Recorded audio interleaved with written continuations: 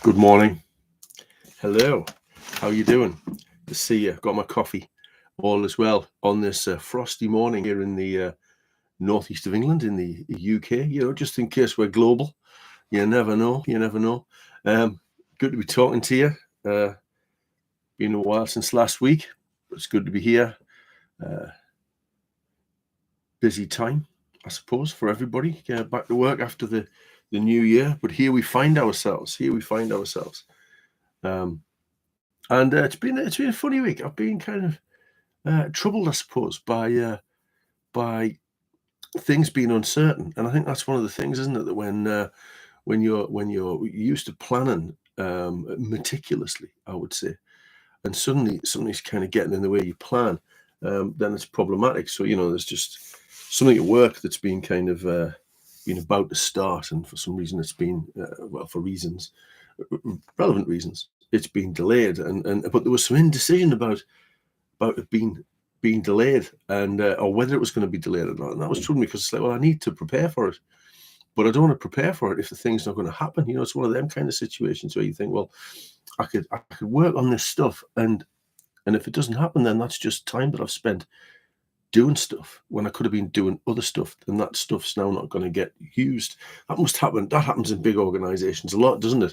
Where you work on something, and all of a sudden it goes nowhere, nothing happens with it, and you kind of think, well, that's a bit poor, really, isn't it? But anyway, I mean, and often it's nobody's fault. Often it's nobody's fault. Environmental things, organizational things, stuff outside of our control and other people's control just kind of squashes in on us, doesn't it? And kind of confronts us. And things that I'm mindful of when I'm in these positions is, the whole purpose of having a plan is so you can replan the plan. So that's what I did, and actually it was all right. But my reaction at the time when I was being told this wasn't the soundest. It wasn't the best. And it's one of those things, isn't it, that you've got to be cautious, because um, I was watching this video, which I'll tell you about. When you're squeezed, whatever's going on inside kind of comes out, doesn't it? And I don't often get angry. Well, angry, I didn't get angry. Do you know what I mean? But I don't often get kind of like, frustrated. I just think, well, it is what it is. That's part of the whole kind of meditation practice, I suppose. I just kind of think, well, it is what it is, and I'll just deal with it. But this got me a bit, I suppose, a little bit. And the video that I watched was a guy he said, he had an orange, and he said, this is an orange, and when you squeeze an orange, what comes out? And it's obvious, really. Orange juice comes out, because an orange is the essence of an orange is its orangeness and the juice, isn't it? And he said, we're the same. When we get squeezed, what is inside comes out. And I thought that's really important, isn't it? Because we often work on external things. We often work on our image, I suppose. Some of you can make an argument for all the things that we do in life. Exercise, nutrition, for example. Just use that as an example. Sometimes we do it to create an external profile, an external image. I want to look a particular way. Sometimes we do things because we want to be thought of in a particular way, behave in a particular way, but we're behaving or operating in response to externalities, to things that are going on outside of us and around us, to impress the things or to influence the things that are going on around us. But what we really need to work on, because when we get squeezed, what's inside comes out, is what's inside. How are we inside? You've got to start with what's inside. You've got to become your authentic self. Martin Seligman stuff again. You've got to become who you are. You've got to find who you are. I don't want to go on some mystical journey. I'm going to go off for 3 weeks and find myself. No, you're here. You're here. That's the point. That's Alan Watts's point. If you're looking for yourself out there, or in Tibet, or in Peru or wherever, where people jet off to find themselves. If you're looking for yourself there, then you're in the wrong place, because who you are is here. But who you are is the internal thing, not your external manifestation, not what you look like, but it's who you are inside. So what we have to understand with that is, so I suppose when we talk about our inside, people of faith might call it soul or spirit or whatever. People of faith might call it those things. I would just call it, being in your conscious or unconscious mind. Your unconscious mind is driving you a lot, I'd argue, but also in your conscious mind. Your conscious mind is really powerful. Your unconscious mind's powerful. Your conscious mind's powerful as well, because your thoughts shape your reality. What you think about yourself, what you tell yourself about yourself, becomes your reality. And I think it's somebody called Marion Elderman. I'd have to look that up again. I'm trying to remember that. She says, you cannot be what you cannot see.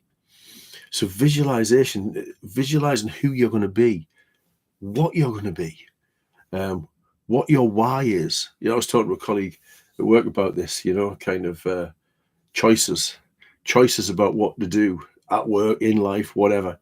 And I was like, well, what's your why? What's your workplace why? And that will guide you. You know what I mean? So you've got to start telling yourself what's important, what's valuable, rooted in your values and ethics, I suppose. So if you get squeezed, whatever's inside is going to come out. So you have to work on whatever's inside. So self-talk. Self-talk can corrupt who you are inside. Negative self-talk.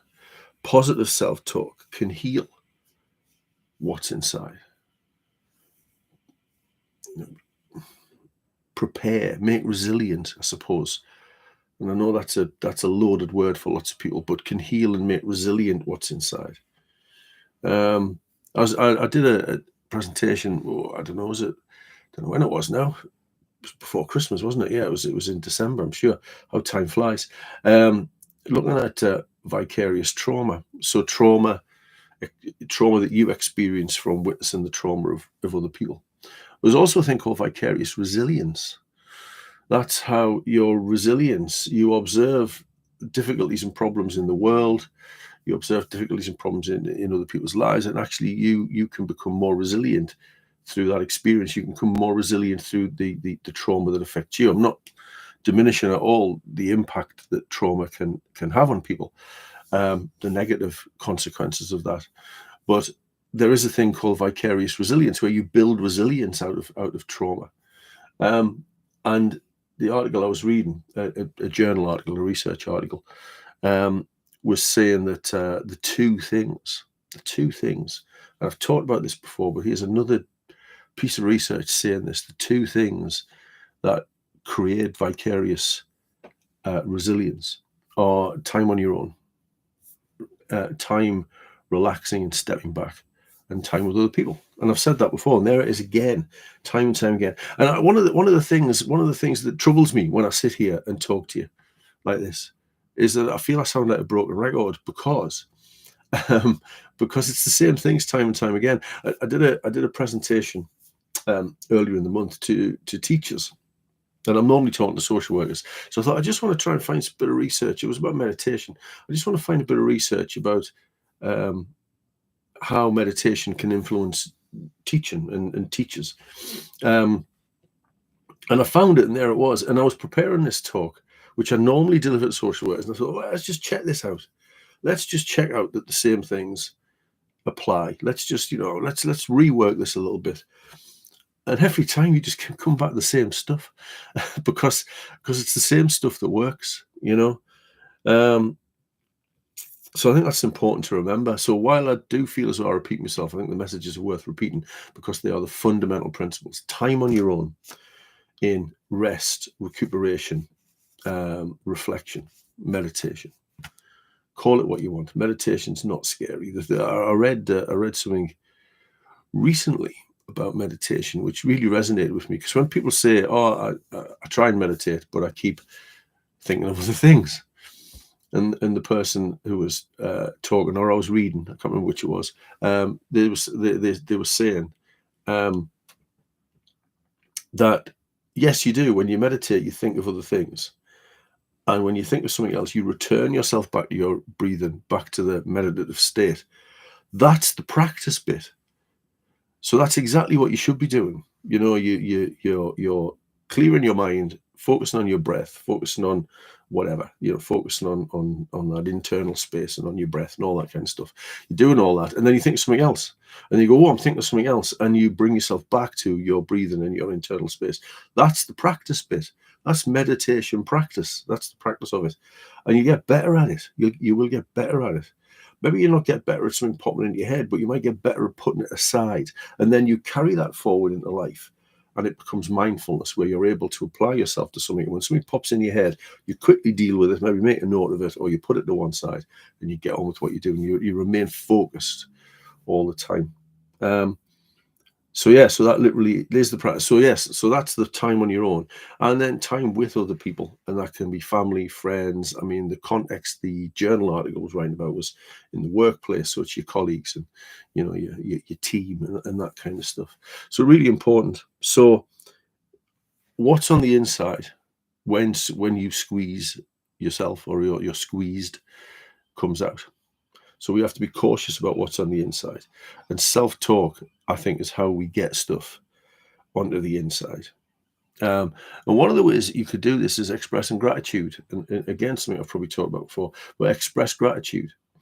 And I was reading some research from Martin Seligman, who I mention a lot.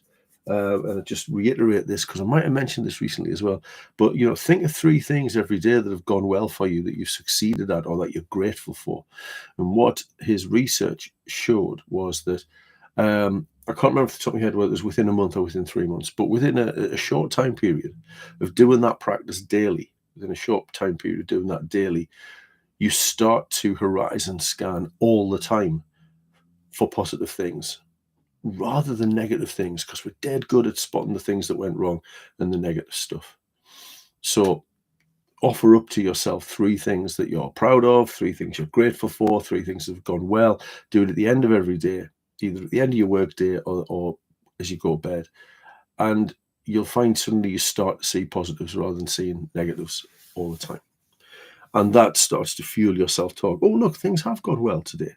Things have been okay today, or some things have been okay today. Or there's a balance between what went well and what didn't go well, all of those kind of things. And we start to think positively about ourselves, and we start to develop an internal resilience. And then when we're squeezed, it all just doesn't. All the negativity doesn't come out. Positivity comes out. So there you go. Have good, what day is it? Thursdays. Have good Thursdays. And we'll see you again very soon. Take care.